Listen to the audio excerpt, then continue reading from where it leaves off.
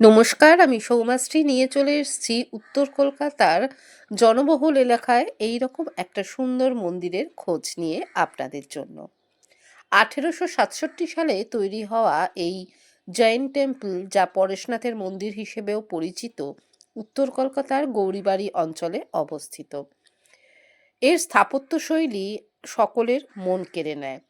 চারিদিকে সবুজের সমারোহ, অপূর্ব স্থাপত্যশৈলী, বিশাল বড় পুকুর, সুন্দর ফোয়ারা, কেয়ারি করা গাছ মনের শান্তি এনে দেয়। এই চত্বর এত সুবিশাল যে প্রচুর মানুষজন এলেও বোঝাই যাচ্ছিল না যে অনেকে আছে।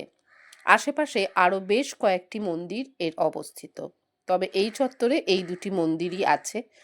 মন্দিরের মধ্যে প্রবেশ করা যায়, কিন্তু ছবি তোলা যায় না বলে আপনাদের দেখাতে পারলাম না। ভেতরে খুব সুন্দর মিউরাল, কাচের কাজ করা, মিনে কাজ করা রয়েছে, যা চোখ ধাঁধিয়ে দেয়। পারলে একবার ঘুরে আসতে পারেন।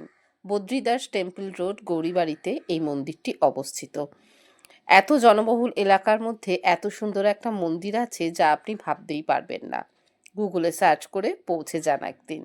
কেমন লাগলো ভিডিওটা জানাতে ভুলবেন না। আশা করি আমার মতো আপনাদেরও মন ছুঁয়ে গেল এই মন্দিরটি।